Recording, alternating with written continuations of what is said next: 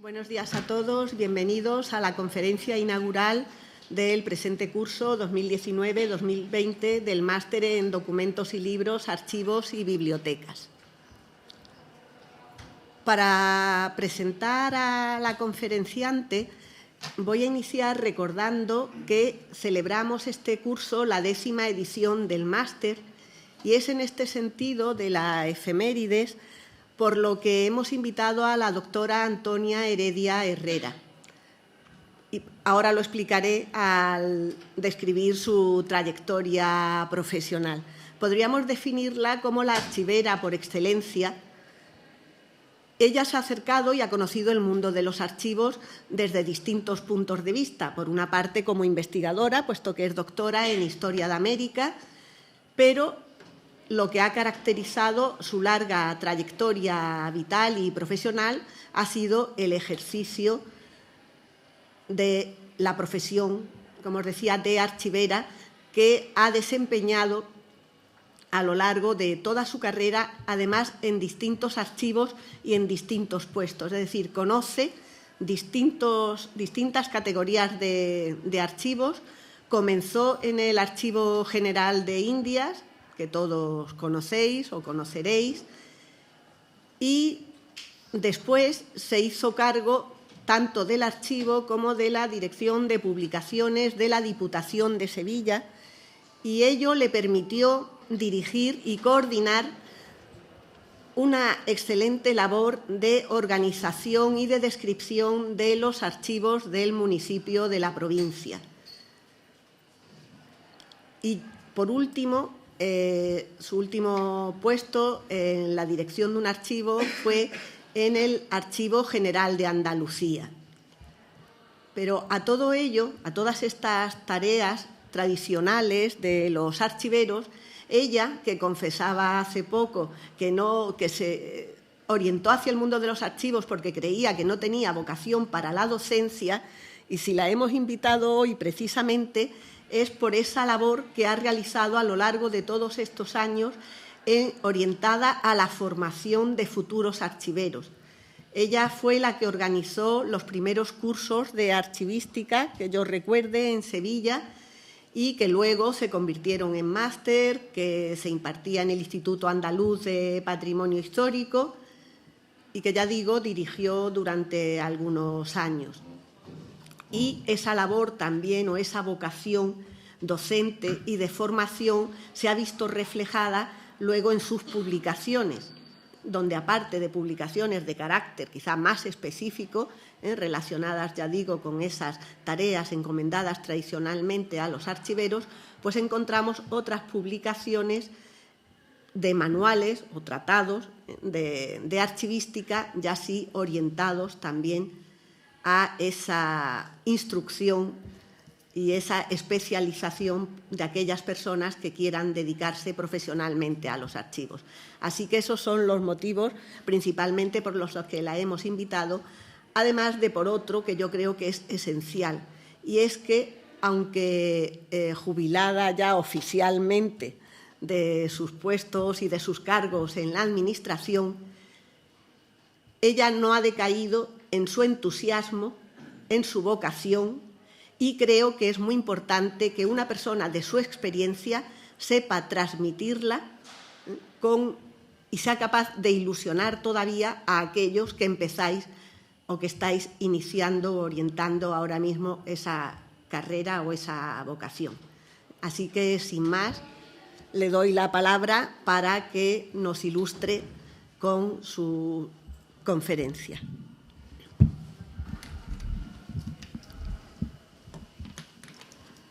Muchas gracias por la presentación. Me haces un favor. Y lo que sí, deciros mi primera impresión ante este número totalmente numeroso de alumnos que inician. O sea, que todavía muchas veces a mí me da miedo que falte la vocación de ser archivero. Y veo que efectivamente no falta. Lo estáis demostrando aquí.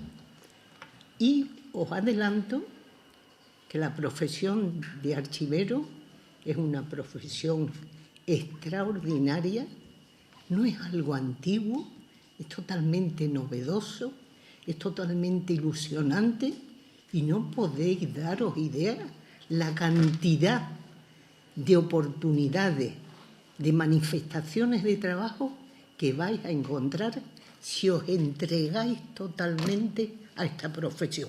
No lo podéis imaginar. Es un cajón de sorpresa. Sí, pero tenéis que aprovecharlo, ¿eh? Entonces, enhorabuena por lo que habéis elegido. Bueno, el título de mi intervención, como sabéis, es Evolución y cambios entre la tradición y la modernidad. La evolución y el desarrollo en cualquier área de conocimiento o de actuación no hacen sino determinar cambios, y la archivística no va a ser una excepción. Pero ocurre que vivimos en un mundo donde la aceleración es una constante. Estamos continuamente tratando de ir más adelante, sin parar. Pero esto precisamente nos está impidiendo la reflexión. El poder nos está dificultando de alguna manera volver la vista atrás para rentabilizar precisamente esos cambios, porque muchos de los cuales tienen sus antecedentes en realidades archivísticas que decimos un poco peyorativamente tradicionales, pero no por eso son caducas. Lo anterior pecamos de llamarle caduco, de llamarlo pasado de moda, y muchas veces es la base, es el sostén, es la raíz que explica y nos lleva directamente a entender precisamente los cambios que se producen. Yo voy a destacar en este rato que vamos a estar aquí algunos de los cambios, no todos, pero que hace algo más de 40 años se están produciendo para la archivística en todo nuestro entorno y afectan a 3 ámbitos: al contexto de la archivística, al objeto de la archivística y a la metodología de la archivística. Y, lógicamente, esos cambios necesariamente, inevitablemente, van a trascender al ejercicio profesional del archivero. Os aseguro que no se parece nada un archivero de hoy a un archivero de hace 40 años. Os puedo dar testimonio. Entonces voy a empezar por los cambios que de alguna manera se producen en el contexto archivístico. Estamos pasando de un contexto analógico a un entorno digital, pero no por eso el entorno analógico hemos de olvidarlo y rechazarlo. Pensad, si digitalizáramos todos los documentos del Archivo General de India, que se está en ello y se va a conseguir, eso es inevitable, sería de locura que de alguna manera, por haberlos transformado en documentos electrónicos, al digitalizarlos, prescindiéramos de los documentos en soporte en papel. Y que conste que hay voces que dicen eso, que transmiten eso, que yo me escandalizo, vamos, o sea, que digo, qué locura, ¿eh? Entonces nosotros tenemos que seguir, estamos en este contexto digital, pero nosotros tenemos que seguir trabajando en muchas ocasiones, muchos archiveros con documentos en soporte papel, y tenemos que seguir dándole tratamiento para hacerlo efecto de su conservación y sobre todo de lo que es su servicio y su uso. Hemos pasado de la ausencia de legislación a una sobredosis de legislación y de normas. Cuando yo empecé, no había ni una ley de archivos. Tener en cuenta que la primera ley de archivos en España se publica precisamente en la nuestra, la andaluza, en el 84. Al año siguiente viene la segunda ley de archivos en España, que es la de Cataluña, con el título de Archivos y Documentos. Y sucesivamente, de una manera continua, empiezan a publicarse todas las leyes de las preautonomías, hasta el punto de que ya no solo una autonomía tiene una ley de archivo, la mayoría de las autonomías tienen 2 leyes de archivo, que se llaman de primera y de segunda generación. La nuestra, la segunda, como sabéis, es la Ley de Documentos, Archivos y Patrimonio Documental. Pero a partir del año 2007, cuando se establece ya y se adopta en la administración electrónica, empiezan unas nuevas leyes. Leyes que van en la línea de lo que se llama la gestión de documentos electrónicos. Pero entonces esas leyes y sobre todo muchísimas normas vienen de otra institución. Las leyes de archivos normalmente habían estado elaboradas en el entorno de lo que se llamaba el Ministerio de Cultura o las consejerías equivalentes de Cultura, con uno u otro nombre. Pero ahora, a partir del 2007, la abundancia, la sobreabundancia, la sobredosis de leyes y de normativas nos viene del Ministerio de Hacienda, que es el que es responsable de la implantación de la administración electrónica. Entonces, ¿qué ocurre? Esto tendría que ser compatible, porque tanto una legislación y una normativa como la otra se refiere a documentos de archivo, independientemente de que sean en soporte papel o sean documentos electrónicos. Pues no ocurre así. Hay mucho desencuentro. Entonces, los archiveros tienen que conocer tanto las leyes de archivo como estas leyes que nos vienen ahora del Ministerio de Hacienda y Administraciones Públicas. Entonces, fijaros eso, que las primeras, las leyes de archivo, han estado elaboradas siempre por un grupo de trabajo casi exclusivamente formado por archiveros. En cambio, la del Ministerio, toda la normativa del Ministerio de Hacienda que tenemos ahora, es un grupo de trabajo que últimamente está ya configurado ese grupo de trabajo y son 32 personas dirigidas por Gerardo Bustos Pretel, y de las 32 personas solo hay 4 archiveros. O sea, que hay una presencia bastante escasa en esa normativa. Y, como os digo, hay un desencuentro. Pero vosotros tenéis que conocer uno y otro. Y ya os diré al final que tenéis que ser, con esos textos, tenéis que ser muy, muy, muy rigurosos. Ser críticos. Es importantísimo que seáis críticos. Bueno, pues la archivística en España, siguiendo con los cambios en el contexto, ha desarrollado su actividad sin perder la relación, hasta ahora, con la diplomática, con la historia, con el patrimonio, con el derecho, y se ha acentuado recientemente la relación, de una manera muy fuerte, con la administración y con las tecnologías de la información. Pero hoy no todos estiman, hay muchos profesionales que no estiman que la archivística tenga que contar con la diplomática. Eso es para los diplomatistas.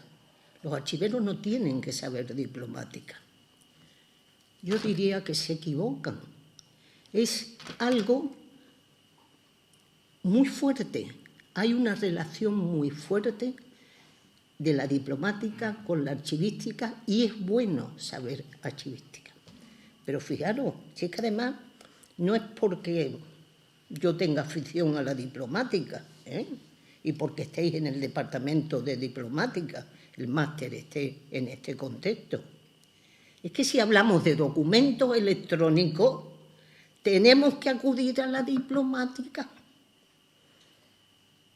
Vosotros sabéis lo que es un tipo documental, ¿no? Pues tipo documental es un concepto que hemos aprendido de los diplomatistas. Eso no se lo podemos achacar a nadie, sino a la diplomática. Tipo documental. Tipo documental, y hablando de documentos electrónicos, sabéis que uno de los metadatos para reconocer a un documento de archivo son muchos los metadatos, y los hay obligatorios y los hay convenientes o recomendables. Hay uno que es obligatorio, el tipo documental, para el documento electrónico. Entonces, claro, tenemos que tener muy claro lo que es un documento electrónico y cómo tenemos que llegar al conocimiento de ese concepto, de ese término, y cómo aplicarlo. Cuando hablamos de tipo documental, hay dos formas de concebirlo. Hasta hace nada, antes de hablar de documentos electrónicos, el tipo documental lo hemos concebido, lo hemos estudiado a partir del ingreso de los documentos en los archivos. Es cuando hemos visto los documentos que teníamos, cuáles tenían la estructura semejante, y hemos, de alguna manera, visto que hay modelos de documentos. Y entonces hemos hecho el estudio de esos modelos de documentos. En cambio, ahora la forma es totalmente distinta cuando nos situamos en el contexto electrónico. Lo hacemos sin haber documentos. Hacemos los estudios de tipología documental sin existir, sin haberse producido los documentos. Estudiamos las funciones de las instituciones, vemos cuáles son esas instituciones, las necesidades que crean y cómo vamos, de alguna manera, evidenciando que hay modelos, tipos documentales, para, de alguna manera, aplicar y representar esas funciones. O sea, lo hacemos de una manera totalmente distinta, una metodología diferente para estudiar el tipo documental, en el caso de los documentos en el contexto electrónico que en el contexto digital. Entonces, no podemos prescindir de la diplomática, por lo menos desde mi punto de vista. La archivística ha evolucionado de una archivística historicista, anclada en la diplomática. Ha sido muy fuerte la relación diplomática y archivística, estaba totalmente fuertemente relacionada. Os diría, y hablando de la diferencia entre un archivero de hoy y un archivero de hace 40 años, cuando yo hice las oposiciones al cuerpo facultativo en el año 62, no había ni un tema de archivística en el temario de oposiciones. Lo que había era diplomática. La Cancillería de Sancho IV, la Cancillería de Pedro I, todas las cancillerías y toda la tipología documental. O sea, y entonces ahora yo creo que tampoco hay que volcarse de esa manera, pero sí necesitamos saber de diplomática. Ha evolucionado la archivística de una archivística historicista, anclada, como digo, en la diplomática. La atención era solo para los archivos históricos. Pero es que prácticamente no se sabía nada de documentos administrativos ni de archivos administrativos. Todo eran archivos históricos. Claro, era totalmente diferente de lo que pensamos que es hoy. Entonces, actualmente, la archivística está relacionada fuertemente con la administración y los documentos administrativos. Y los archivos se han convertido en garantes de la transparencia. No hay transparencia sin archivos. y de los derechos humanos, frente a esa exclusividad que antes tenían los documentos de ser únicamente fuentes para la investigación, fuentes para la historia. Necesariamente y evidentemente, la evolución de la archivística tiene mucho que ver con las necesidades sociales de información y de acceso. Hemos pasado de la historia a la memoria, pero amparados en esa memoria existe el riesgo de confundir al documento de archivo con cualquier registro de información. Y siendo conscientes de la relación estrecha entre documento e información, tenemos que tener muy claro que son dos realidades diferentes. Una cosa es un documento de archivo y otra cosa es la información. De hecho, las cualidades exigidas a un documento de archivo no las tiene la información. Pero está ocurriendo que la información está ganando terreno y prácticamente está sustituyendo, suplantando, yo diría, al documento de archivo. Hemos pasado de una archivística plana a una archivística de sistema. Y lo que sí es bueno es que la archivística ya no es solo una ciencia para los archiveros. La archivística es una ciencia, precisamente, se está demostrando que es totalmente necesaria para la administración electrónica. El año pasado, un poco más de hace un año, en Madrid se celebró el primer congreso de archivos y documentos electrónicos. Y precisamente un ponente que no era archivero, un informático, dijo que no era posible la gestión de documentos electrónicos sin archivística y también que no era posible la transparencia sin archivos. O sea, que realmente la archivística trasciende lo que es nuestro campo de historia, nuestro campo de investigación. La aplicación más general de la archivística se le daba el nombre de tratamiento archivístico. Tratamiento archivístico era todo el conjunto de funciones, de procesos que de alguna manera se aplicaban sobre los documentos a lo largo de toda su existencia. Hoy, ese tratamiento archivístico ha adquirido un nombre propio y una realidad diferente. Entonces tenemos que hablar de gestión documental. Gestión documental que va a afectar tanto, bueno, ya venía afectando a los documentos en soporte papel, pero que ahora cobra una importancia extraordinaria en ese mundo digital en el que estamos. Y toda esa normativa que nos viene del Ministerio de Hacienda no hace nada más que hablar de política de gestión de documentos electrónicos, hasta el punto que me imagino que tendréis que verlo, porque en julio pasado el Ministerio de Hacienda ha publicado y ha difundido 11 guías, una especie de manuales, para las 11 guías para la gestión de documentos electrónicos.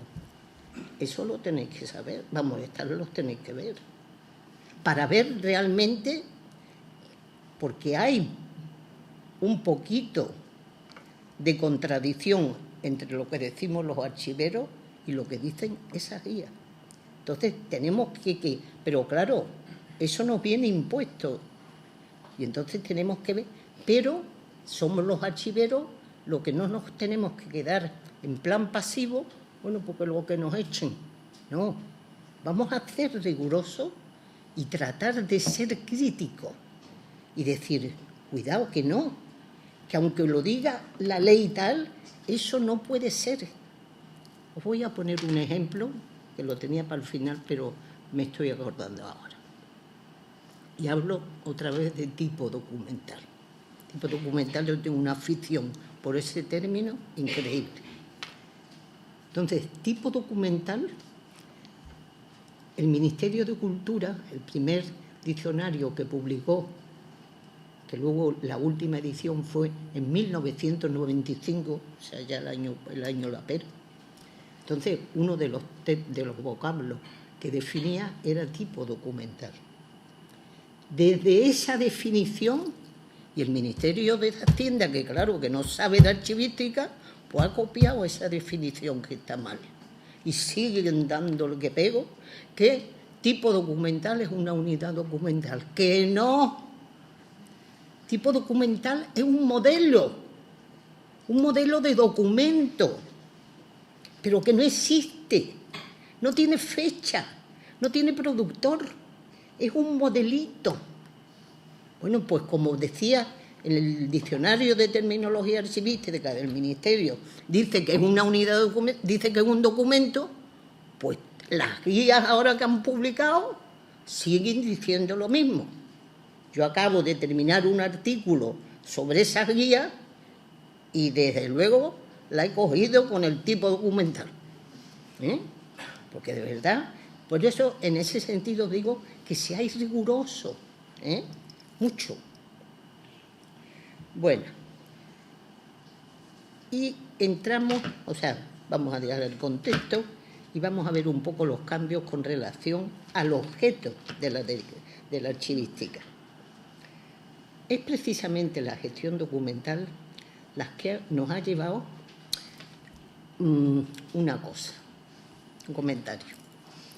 La archivística tiene mucho de matemática y tiene mucho de lógica. 2 y 2 son 4, pues la archivística es así parecido. Fijaros, la gestión documental, nosotros siempre decimos, el objeto de la archivística es el archivo, son los archivos, el objeto de la archivística. Pero viene la gestión documental y dice, espérate, no hay archivos sin documentos y sin documentos sin archivos. Entonces vamos a estudiar primero los documentos y luego los archivos. O sea, es un doble objeto, pero cambiado de sitio. Y precisamente nuestra segunda ley de archivo de Andalucía, el título no es casual. En ese tengo que decir que me empeñé yo. Es documento, archivo y patrimonio documental, que no es casual, es totalmente intencionado, porque hoy hay que pensar primero en los documentos y luego inmediatamente ver los archivos. Es que no tiene sentido, es pura lógica.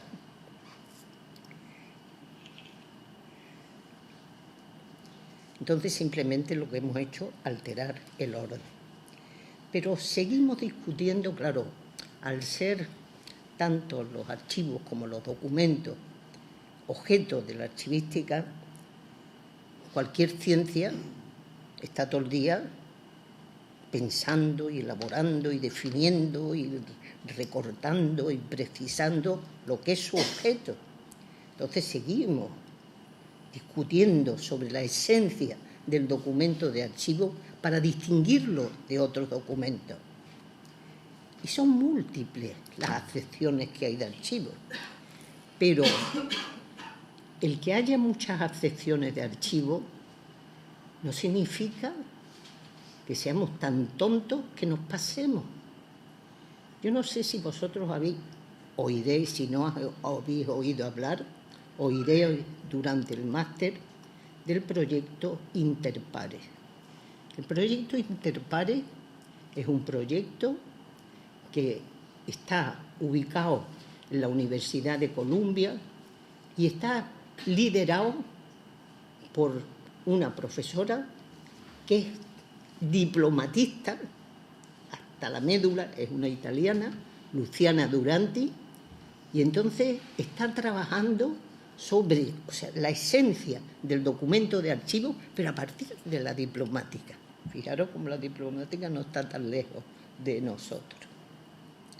Entonces, participan en ese proyecto muchísimos países y, claro, utilizan todos los vocabularios de aquellas personas que intervienen en el proyecto.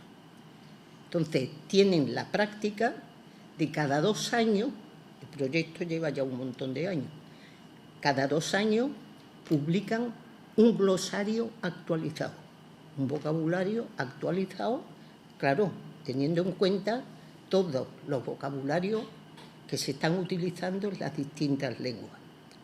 Pues ahí Luciano Duranti y el proyecto se ha pasado, porque resulta que cuando llegas a la voz documento de archivo, te encuentras con 85 acepciones de documento, que ya son acepciones, pero mirar lo que son las acepciones. Documento adquirido, documento almacenado, documento completo, documento confiable, documento ingresado, documento elaborado, documento enviado, que es una estupidez. Vamos, realmente yo creo que basta simplemente con que tengamos muy claro que es un documento público, un documento privado, un documento en soporte papel, un documento electrónico, un documento administrativo, un documento de conservación permanente o histórico. Ahora sí que vais a tener que estudiar otra sección de documentos. Esa no lo podéis evitar. Lo que son, que claro, eso no ha venido con la administración electrónica, los documentos esenciales. Eso sí tenéis que estudiarlo, saber cómo se trata y qué son, cómo detectáis lo que son, porque hay que averiguar cuáles son esos documentos esenciales. El documento de archivo es un registro de información, pero hay que tener en cuenta que no todos los registros de información son documentos de archivo. Un registro de información es una canción, es una película, es un libro, es una partitura musical, pero no son documentos de archivo. Ahora, eso no quiere decir que si nosotros tenemos documentos que sean una partitura, una canción, vamos a despreciarlo. No, no. Tenemos obligación, si esos documentos que no son de archivo, pero están relacionados con los documentos de archivo, por supuesto los archiveros tienen que tratarlos y ocuparse de ellos.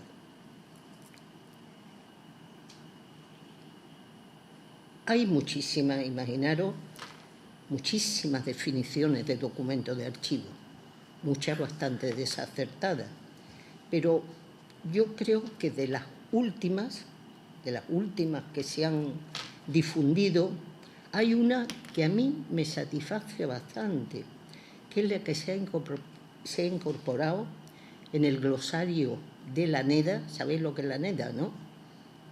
¿Sí? ¿No?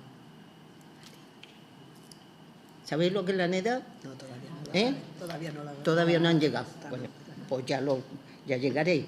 Es la Comisión de Normas Españolas de Descripción Archivística, que está haciendo un modelo conceptual para, de alguna manera, refundir, hacer en un solo cuerpo esas normas internacionales que hay de descripción archivística. Bueno, pues el glosario de ese trabajo, de ese proyecto, la definición que da de archivo dice que es una unidad de información registrada en cualquier soporte, me da igual, electrónico, papel, como evidencia de acciones producidas por un agente en el ejercicio de sus funciones y gestionada por su valor testimonial o informativo. La definición la podéis recuperar en la página web del Ministerio de Cultura, en el glosario de la NEDA, que se llama NEDA-BOC. En esa definición, lo que creo que hay que resaltar es que nos dice que es testimonio y prueba de acciones no de actividades. Es que muchas definiciones de documento de archivo dice que el documento de archivo es testimonio de actividades. No, es de acciones. Testimonio de actividades son las series, que es una cosa diferente. Esa unidad de información puede estar formada por un documento o por muchos. Podemos tener una carta, podemos tener un expediente. La produce, no la crea. Los documentos de archivo no se crean. Y resulta que ahora mismo, por efecto de las malas traducciones literales, hablamos de creador donde tendríamos que hablar de productor. Se produce porque hay un agente, una institución, que tiene atribuidas funciones, competencias, y en razón de esas competencias está obligado a hacer esos documentos. No puede inventar lo que a él le dé la gana, tiene que estar porque son resultados, testimonios de esas funciones, de esas acciones, de las actividades. Por lo tanto, lo que sí está claro es que es muy difícil que busquéis documentos de archivo en el entorno de funciones creativas. Y además eso nos puede ayudar a distinguir perfectamente a un archivo de algo que se le dice archivo y que no lo es. Hay un montón de centros de documentación que se le dice archivo, pero ¿por qué archivo si no lo es? Para que sea archivo tiene que tener prioritariamente documentos de archivo, que puede tener otros documentos, pero prioritariamente documentos de archivo. Si yo tengo, por ejemplo, un centro de partituras musicales, pues eso no es un archivo, eso es un centro de información musical. Vamos a... La rigurosidad, tú ves, si queréis triunfar como archiveros, ser rigurosos. El hábitat natural del documento de archivo, si el libro es la biblioteca, el hábitat natural de un documento de archivo es el fondo documental. Es decir, todos los documentos que produce una persona que tiene unas competencias determinadas y que, claro, va produciendo, no creando documentos. Tanto los documentos de archivo, los electrónicos como los de soporte papel, tienen 4 cualidades que no podéis nunca dejar de reconocer. Son auténticos, íntegros, fiables y disponibles. Son las 4 cualidades que no les pueden faltar a un documento de archivo. Y además nos hacen distinguirlos perfectamente de lo que es la información. La información no tiene esas cualidades. Pero hay también otra cosa que tenéis. Cuando decimos que los documentos de archivo son auténticos, no confundir la autenticidad con la verdad. La verdad, o sea, un documento de archivo no es verdad. Puede o no ser verdadero. Ahora, lo que sí es auténtico. Y eso tenemos que tenerlo claro, porque de pronto es que es un documento de archivo verdadero. Era, no. Eso como objeto de la archivística. Y luego tenemos el archivo, que bueno, claro, es la institución, el agente conservador, el agente custodio de alguna manera, que es la segunda vertiente de lo que es el objeto de la archivística. Ahora, un archivo, lo mismo que hemos visto, las cualidades que tiene que tener un documento de archivo, el archivo también tiene que tener una serie de cualidades para ser archivo. Y hay 2 cosas fundamentales para que sea archivo. Bueno, lo primero tiene que tener documentos de archivo, si no, no lo es. Pero no puede estar en desorden. Es que no tiene sentido decir, es que este archivo está en desorden. Pues mire usted, eso no es un archivo, eso es un almacén de papel, eso es un montón de papeles viejos, lo que sea, pero no es un archivo. Y otra cosa, no se puede concebir un archivo sin archivero. No, el archivo no funciona solo. Yo recuerdo que hace muchos años, en un congreso en Portugal, la que era entonces directora de archivos estatales, llevaba una ponencia muy magnífica, diciendo todos los archivos que había en España. Y decía que había 40.000 archivos en España. Y yo dije, espérate, ¿40.000? ¿Dónde están los 40.000 archiveros? Que no. Y luego, cuando yo hice el censo de archivos y lo publiqué, lo primero que se publicó, censamos, me parece que eran 924 instituciones censamos para ver los archivos. ¿Sabéis de esas 924 cuándo yo de alguna manera dije que había archivos? 172. El resto los llamé depósitos documentales. Me acuerdo que tuve una serie de problemas con algún alcalde, porque claro, decía, ¿cómo? A mí me va a decir que yo no tengo archivo, que esto es un depósito documental, que tengo un privilegio rodado de Sancho IV. El privilegio lo rodado de tía lo tenía colgado con chincheta de su despacho. Entonces, que no, vamos a ser claros que para que haya archivo necesitamos documentos de archivo, pero necesitamos orden y el archivero allí.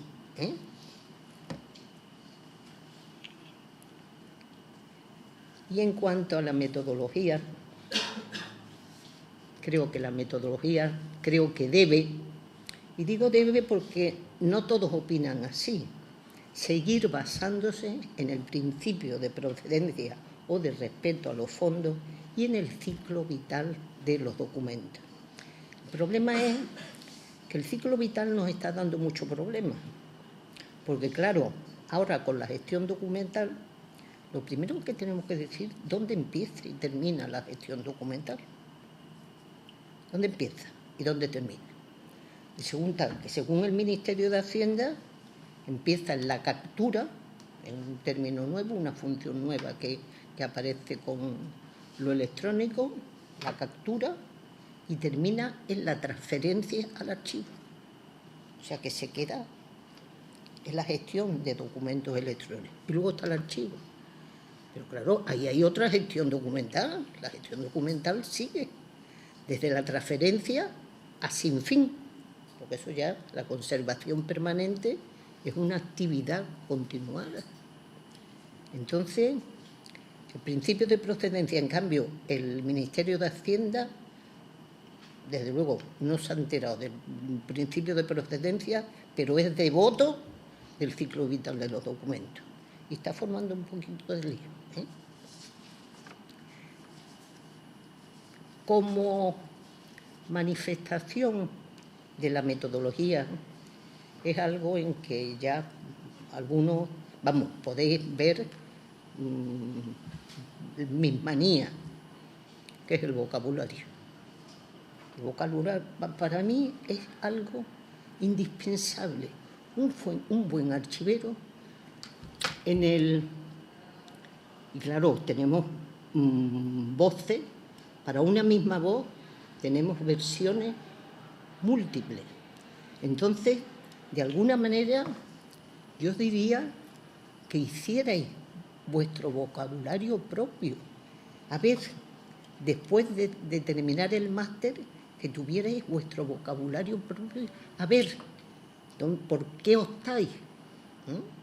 ¿Y por qué? Porque, claro, una de las cosas importantes, y además, por el vocabulario, yo veo el perfil de los archiveros.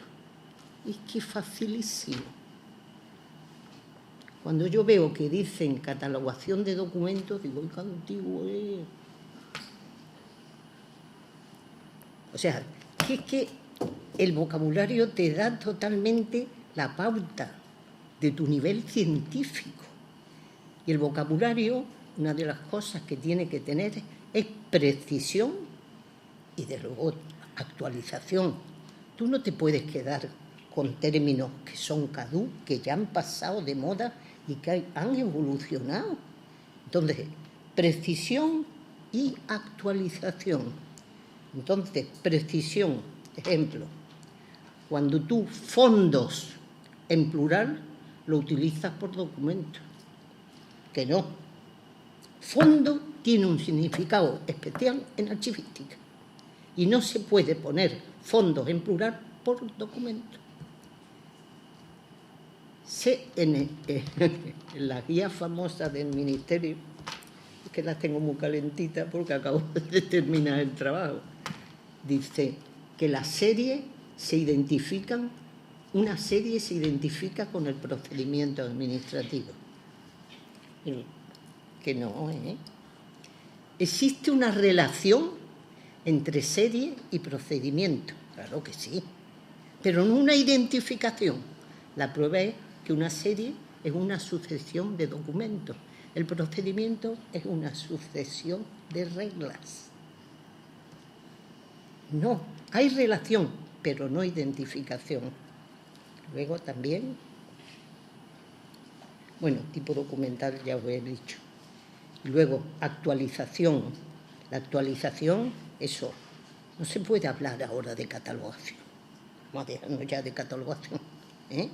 Hay que hablar de descripción, es lo que tenemos que hablar. Y tenemos que fijaros además la evolución, por ejemplo, y la actualización.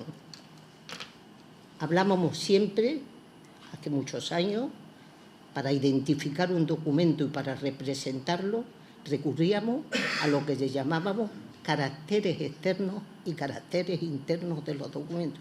Eso ya no lo utilizamos. Entonces pasamos a los elementos de descripción cuando aparecieron las normas internacionales de descripción. Pero los elementos de descripción son los que ahora en el modelo conceptual que se está haciendo en la NEDA son los atributos. Es lo mismo, pero tenemos que evolucionar, hay evolución en el cambio de los nombres. Y los atributos son los metadatos. Es lo mismo. Entonces, que tengamos claro lo que es esa precisión y esa actualización en el caso del vocabulario. Las funciones archivísticas se van a manifestar en procesos archivísticos que muchas veces, a la hora de la gestión documental en soporte papel y la gestión documental de documentos electrónicos, no existe coincidencia plena. Por ejemplo, ahora aparece la primera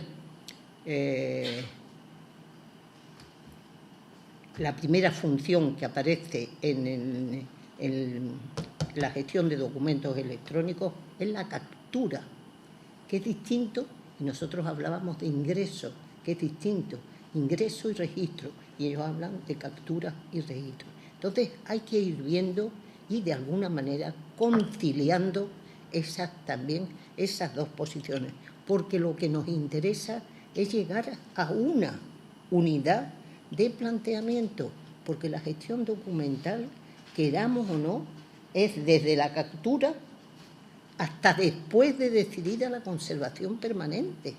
Es una continuidad. Lo único que ocurre es que va a tener una etapa que se realiza en la etapa de producción, de tramitación de los documentos, y una segunda etapa que se va a producir a partir de lo que es la conservación, la difusión y el mantenimiento. O sea, son momentos diferentes, pero realmente hay una continuidad. Lo que no podemos es que el cuadro de clasificación que se haga en la gestión de documentos electrónicos, ahora lo cambiemos cuando lleguemos a la gestión documental que hay después del ingreso en el archivo.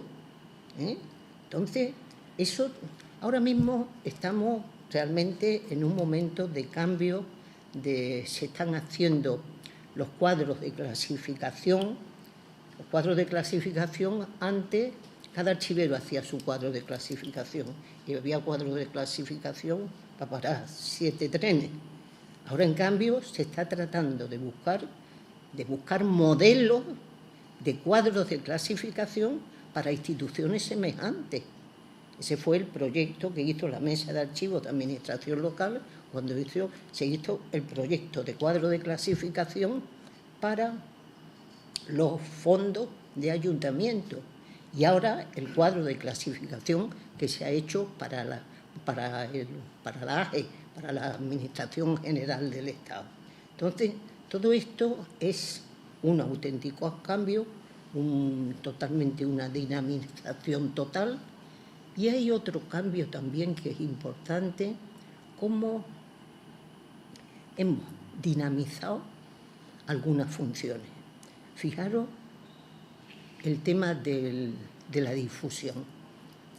Durante mucho tiempo, y ahora os voy a contar de cosas que yo me arrepiento y que me entono la mea culpa, los investigadores que iban al archivo de India, cuando yo entré, pues les exigían, bueno, lo primero para entrar, había que entrar con chaqueta, eso para empezar.